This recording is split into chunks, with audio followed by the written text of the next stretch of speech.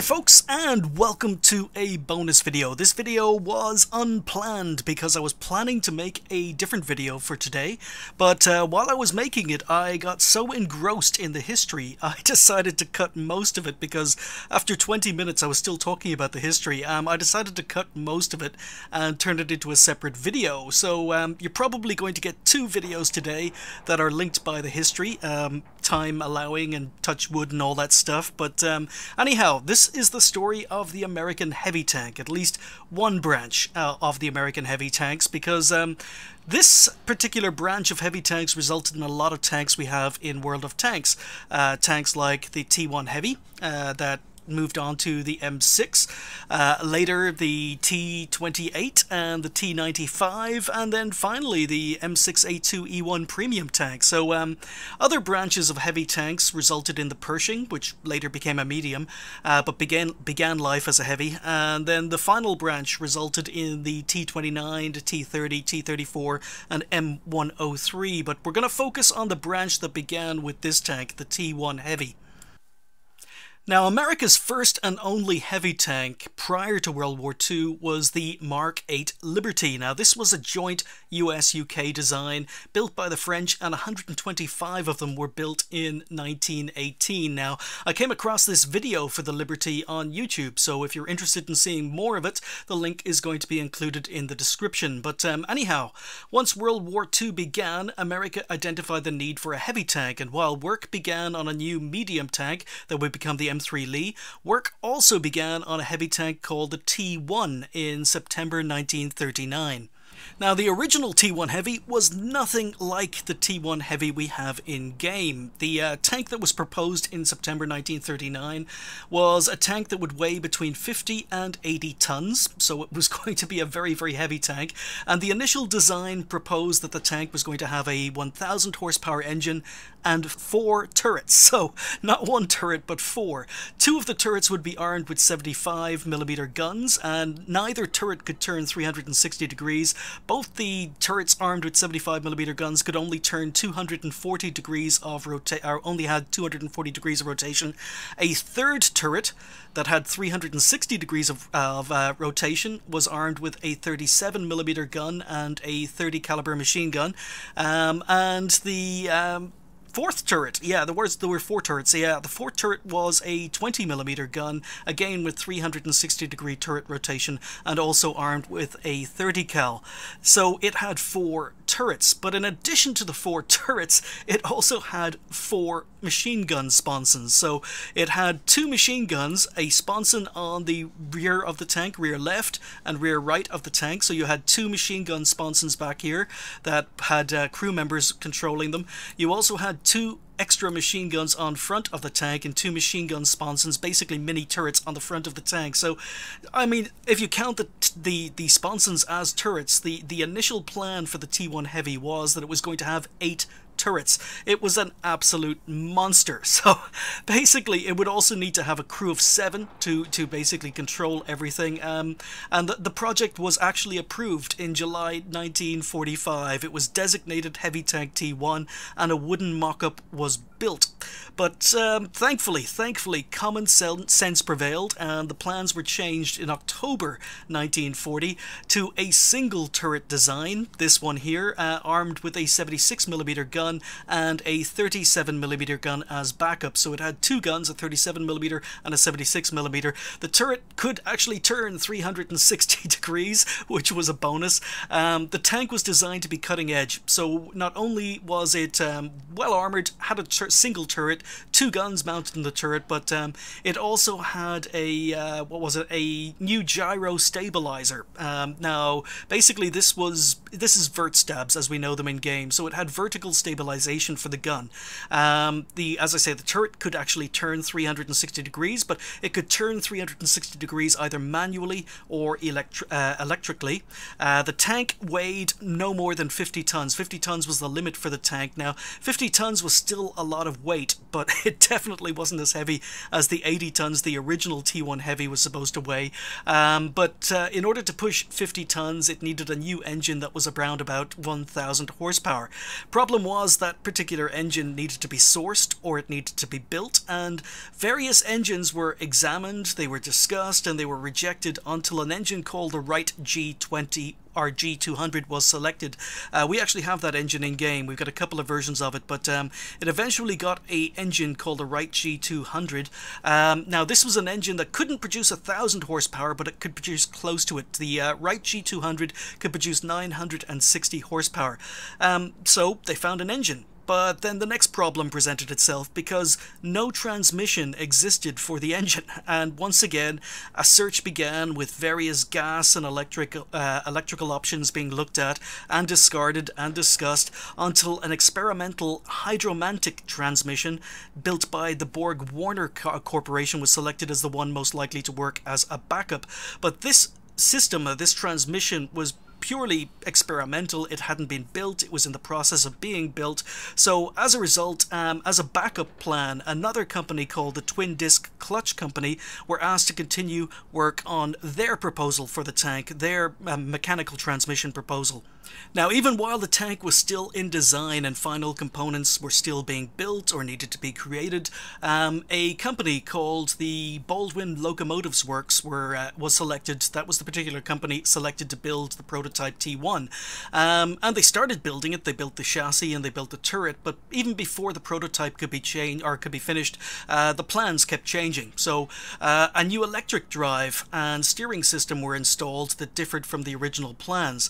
And as the prototype now differed from the original T1 plans, the Baldwin Locomotive Works decided to call it the T1E1 as opposed to the T1 Heavy. The plans also required that the tank receive the hydromatic transmission, but in April 1941 the transmission wasn't ready when the tank was. It needed its transmission. However, the backup plan from the Twin Disc Company was built, their prototype was built, so the T1E1 had the twin disc torque converter installed, and once again, as the transmission was now different from the original plans, the tank became renamed to the T1E2. So we had three different tanks. We had the original T1 Heavy on paper, but new steering system and electric drive meant it became the T1E1, and the unplanned, the backup transmission system meant it became the T1E2. And on December 8th, 1941, just one day after the attack on Pearl Harbor, the tank entered trials as the T1E2. Now, it passed its trials. The trials were considered a success, even though many problems with the tank were highlighted. Mainly, most of the electrical components ended up failing during the trials. Now, the tank had to complete all the tests on manual control, so pretty much the crew had to manually do everything. They passed it, manually doing everything, but pretty much anything that was electrical failed. So basically it was largely built with new technology. Pretty much everything in the T1 Heavy was new. It had to be built and custom built for the tank, and there were major problems trying to get everything or all the different parts working together. So as a result of the trials, changes to the torque converters, the cooling systems, the exhaust, and the muffler had to be made. The rear of the tank had to be redesigned from the original plans, and with all of these changes, as per usual, the tank now became the T1E3. So we had the T1 Heavy, the T1E1, the T1E2, and the T1E3, with all the changes applied after the trials. Now that America were at war, the need for heavy tanks alongside the M3 Lee and the M4s that were currently being developed became much more urgent, and initially it was planned for 1,084 T1E3s to be built, and the tank was designated the M6. So this is the T1E3 or the M6, the Tier 6 as we have it in game. However, both the T1 Heavy and the M6 used a cast hull. You can't see any welds here because the hull was one singular cast piece of metal. The problem is America needed tanks and they needed them quickly, and a welded hull could be produced more quickly than a cast hull. So the T1E3 was broken into two versions. the version with the cast hull and a version with a welded hull. The cast hull version of the tank was called the M6 and the welded hull became the M6A1. And this is where it starts to get pretty confusing, because now that the T1E3 or the M6 or the M6A1, depending on what hull it used, was in production, development of the T1E2 and the T1E4, which was another version of the T1 using a different engine, they were halted. But development of the original T1E1 continued, and it actually was built. The prototype entered trials and it passed its trials successfully in August 1941. So even though the M6 had been decided that it was going to be produced as a battle tank, the original T1E1 was still in production. It passed its trials, and unofficially 27 of them were ordered to be built, with a plan to eventually produce the tank as the M6A2. So it gets pretty confusing. Yes, the M6 was the T1E3, the M6A1 was the T1E3 with a welded hull, and the T1, the original T1E1, was now the M6A2. Now, the Army basically thought the T1E1 showed enough promise that they basically ordered that 115 of them be built. And in September 1941, it was decided that the 115 M6s and M6A1s that had been ordered and were currently in production, they should be sent to Britain as part of the Lend-Lease program, and they were broken down into Britain would receive 50 M6s and 65 M6A1s, and the 115 T1E1s, or the future M6A2s, they would be used by the US forces. The original prototype impressed so much, the US decided to keep the T1E1 for itself and ship the M6 variants to the UK. Now, production was due to begin in November 1941. However, production delays and a change in strategy favouring faster and more mobile tanks, and the fact that a 76mm on a heavy tank couldn't do anything that the 75mm or a 76mm on a medium tank could do, basically the heavy tanks kind of fell out of favour. You know, they used the same guns as the medium tanks, they couldn't do any more damage, they were slower, they were weighed more, and the fact that two 30-ton mediums could be shipped at the same cost and weight as one 60-ton heavy tank, it basically meant that you know, American High Command sort of fell out of love with the heavy tank project.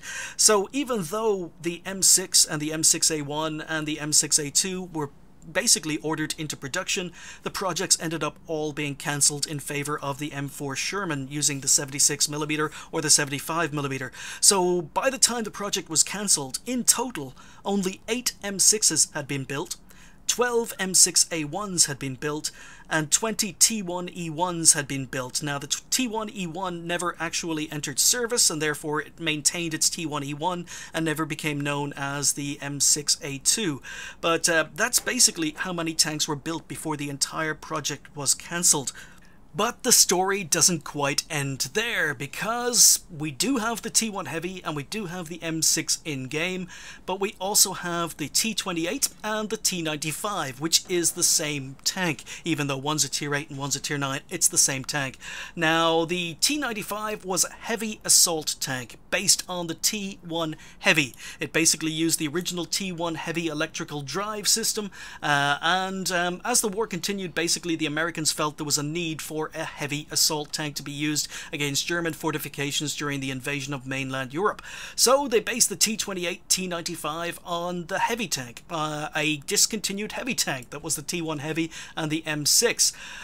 Now, the Americans got very, very lucky. It's not something you see in the movies or read in books, but the Americans got very, very lucky during and after the invasion of Normandy, in that their Shermans, American armour, very, very rarely ran into Tiger tanks. They very rarely ran into Tiger 1s or Tiger 2s. In fact, they didn't meet their first Tiger 2 until, you know, it was either late November, early December 1944. So up till then, it was the British Commonwealth forces, you know, Canadians or Australians or British troops that had run into heavy German armour. But the British had a tank called the Firefly that had the 17-pounder. It could deal with Tiger IIs, but the Americans didn't have a single tank or gun that could take on German armor. You know, any of the armor that the Americans were using, their tank destroyers, their tanks, they were all armed with 75 or 76mm guns. They had nothing that would be able to take on the bigger German tanks like the Tiger I or the Tiger II. So they very quickly, you know, before they could run into German heavy tanks, began looking at all the alternatives. You know, that they looked for the experimental Pershing. The Pershing could take on Tigers, but the Pershings were in very short supply. So the Americans needed to find an alternative. They needed to find a gun that could take on Tiger tanks before they started running into them. They began to look for alternatives, and they first tried mounting a 90mm on the T1E1s they had. Now that is reflected in game, I think. Let me just go back to the M6. I think that's reflected in game. It's been a long time since I've driven this tank, so I think this got an... Yeah, it did. So the M6 can actually use a 90mm. Now, that was one of the first ideas they had. They decided to resurrect the M6 project and stick a 90mm, the same 90mm that the Pershing was using, on the M6 or the M6A2. And essentially, they could take on German armor that way, but it was basically only a plan. They didn't actually get around to building anything other than a prototype. And essentially they decided that they needed a bigger gun than a 90mm to take on King Tigers or Tiger IIs, and they settled on a new gun, the T1E1, or the T5E1, lots of names here, but the T5E1 was a 105mm gun, and this was a gun more than capable of taking out German tanks. The problem was it only existed on one tank, the T28. This was a gun that was mounted on the T28 heavy assault tank, which in turn was based on the T1 heavy, but this gun was far too big to mount on an M6 or a T1 variant. So to mount the 105mm gun, the M6 and the M6A1 would need to have new turrets designed for them.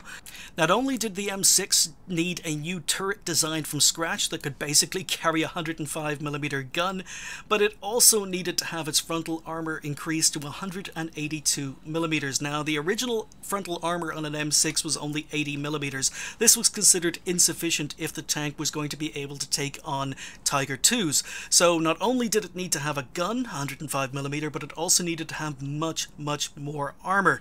Now, the company that was given this impossible task was General Electric.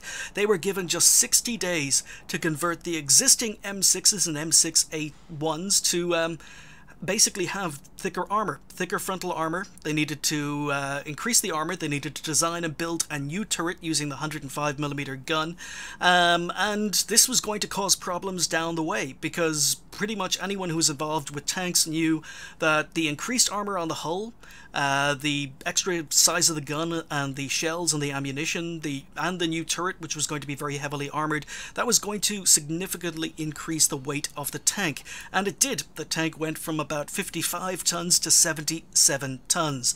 Now, even though it was known that this would reduce the tank's agility, such was the need for a tank that could take on Tiger IIs, that even before the turret had been designed or the 60 days were up, 15 of these new M6A2E1s were, ordered.